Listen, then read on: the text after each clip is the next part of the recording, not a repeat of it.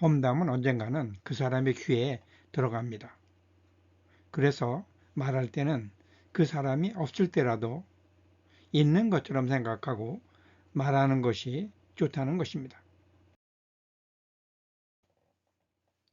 안녕하십니까. 전원교육경은 유호택 교수입니다. 이번에 말씀드릴 주제는 뒷담화엔 비밀이 없다입니다.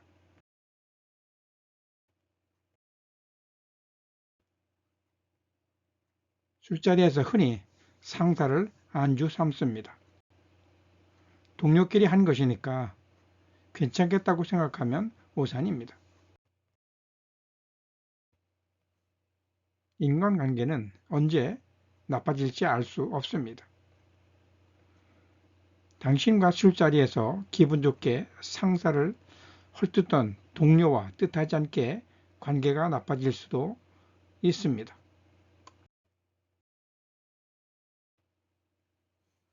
당신 동료는 한편으론 승진 경쟁자입니다.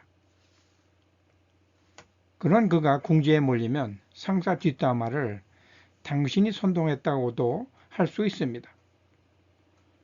동료의 그런 말에 변명할 기회가 주어지면 좋겠지만 그런 기회는 대부분 주어지지 않기도 합니다. 이로 인해 당신은 원인도 모른 채 상사의 미움을 받을 수 있으며 승진 대상자에서 멀어질 수도 있습니다.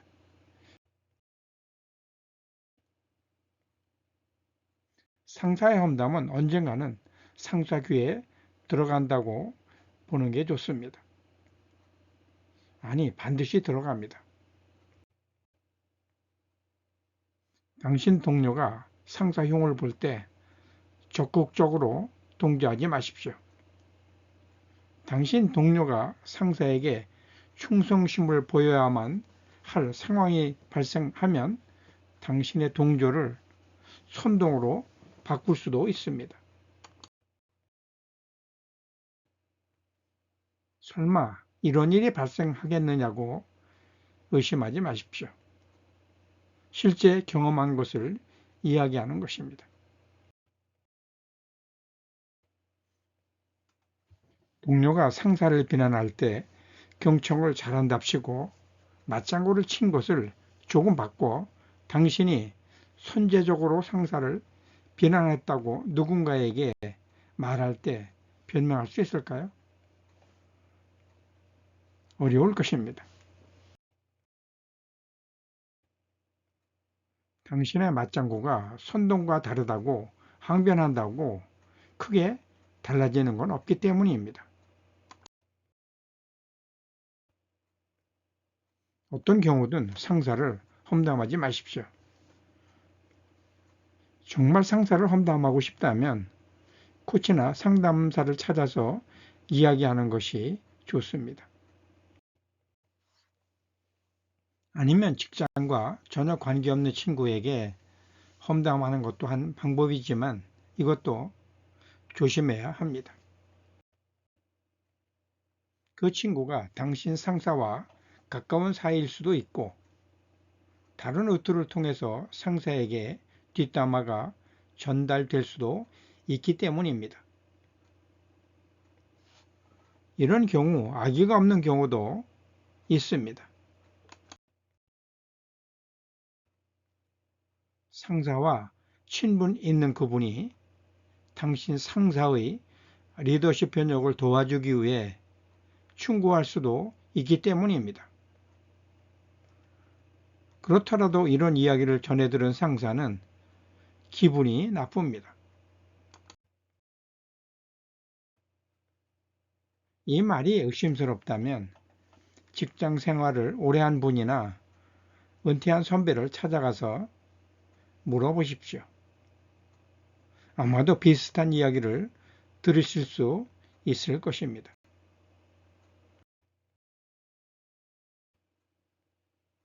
요즘 많은 직장인이 페이스북이나 카톡 같은 SNS를 통해 의사소통을 합니다. 그런데 소통에 많은 도움이 되고 재미있기도 한 SNS 때문에 곤혹을 치른 예를 주위에서 본 경험이 있는 분도 있을 것입니다. 어떤 경우든 뒷담화는 조직을 떠날 수밖에 없는 원인을 제공하기도 합니다. 중소기업 S과장은 요즘 업무 실적 때문에 매일 사장에게 시달리고 있었습니다. 그는 평소 절친한 회사 동료와 메신저로 어휴, 저 인간은 실적만 중요하게 생각하는 속물이야. 과정의 어려움은 생각지도 않고 늘 성과가 없으면 회사를 그만두라고 야단이지 등의 멘토를 날리면서 스트레스를 해소하는 중이었습니다. 그런데 공교롭게 동시에 사장의 메신저로 업무 진행 사항을 물어온 것입니다. 여러 개의 메신저를 동시에 열어놓고 대화를 하던 그는 동료에게 비난글을 보낸다는 것을 잘못해서 사장에게 보내는 실수를 하고 말았습니다. 순간 조그만 사무실은 살벌한 상황으로 돌변했습니다. 오래지 않아 그는 회사를 그만두게 되었습니다.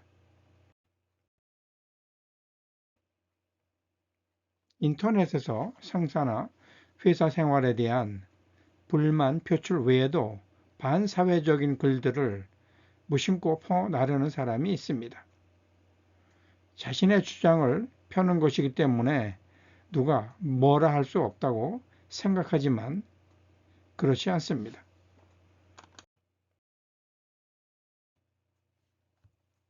우연히 이런 것들을 상사가 볼 수도 있고 인사부서에서 볼 수도 있습니다.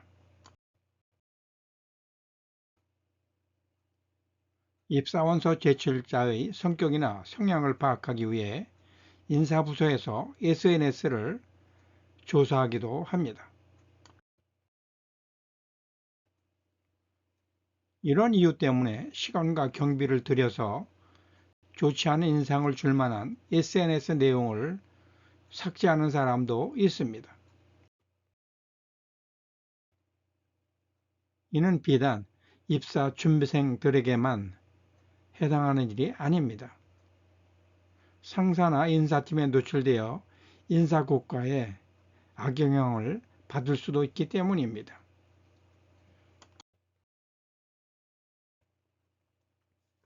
취준생의 경우에는 입사가 취소되기도 합니다. 블로그나 SNS에 게재된 글은 상사나 동료, 부하 직원에게 100% 노출된다는 사실을 잊어서는 안 됩니다. 사소한 불만이더라도 인터넷에 올리는 것은 스스로 무덤을 파는 일이 됩니다. 험담이나 불만은 칭찬보다 20배 많이 전파된다는 것이 통계입니다. 남을 험담하는 것은 스스로 직장 생활의 끝을 앞당기는 것입니다. 직장은 여러 사람이 힘을 합하여 성과를 내는 곳입니다. 때문에 과거 험담했던 상사나 동료의 도움이 필요한 경우가 생깁니다. 이런 경우 지난날 나를 안주 삼았다는 사실을 알게 된 상사에게 도움받기가 쉬울까요? 아마 어려울 것입니다. 성공한 사람들은 뒷담화보다는 상사의 허점을 감춰줍니다. 대부분의 상사는 이미 자신의 단점과 허물을 잘 알고 있습니다. 그들도 인간이기 때문에 잘 고쳐지지 않을 뿐입니다. 자랑할 만한 것들은 다른 면에서 보면 단점도 됩니다. 예를 들면 느려 터지다는 것은 다른 말로 하면 신중하다 또는 여유가 있다가 됩니다. 빠르다를 단점으로 보면 경솔하다는 것이 됩니다. 이런 점을 고려해 상사의 좋은 점을 보려고 노력하면 좋은 점이 보입니다. 조직은 긍정적인 사람을 좋아합니다. 긍정적인 사람은 주위에서도 같이 일하고 싶어 하고 도와주려고 하기 때문에 우수한 성과를 냅니다. 그리스 철학자 에픽테토스는 남을 비판하거나 험담하는 사람은 본인이 세 가지 측면에서 해를 입는다고 지적했습니다. 첫째, 매사를 부정적 관점으로 본다. 둘째, 열정적으로 일할 에너지를 스스로 잠식당한다. 셋째, 마침내 자신도 남에게 비판받고 험담에 시달리는 운명을 맞게 된다는 것입니다.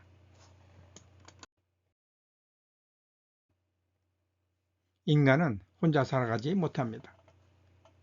수많은 사람과 관계를 맺으며 살아갑니다. 더구나 인터넷이 발달한 지금 세상에서는 모든 것이 실시간으로 알려집니다.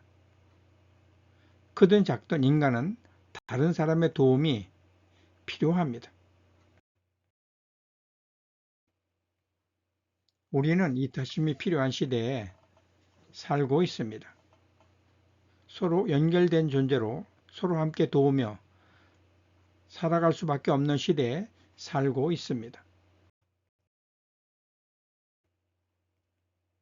다른 사람에게 도움을 준다는 것은 영성이기도 합니다. 즉 우리는 영성이 필요한 시대에 살고 있습니다. 더구나 친한 사이라면 서로 돕고 칭찬해야 합니다. 상하 관계도 서로 돕는 관계입니다. 그래서 어떤 경우라도 상사나 동료를 험담하는 것은 금물입니다. 험담에 대한 화살은 바로 나 자신에게 돌아오기 때문입니다. 이 점을 명심해야 합니다.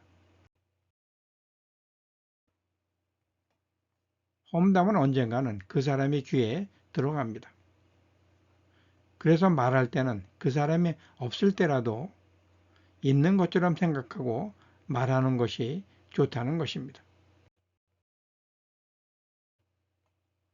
경청 감사합니다.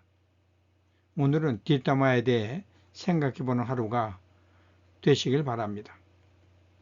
고맙습니다.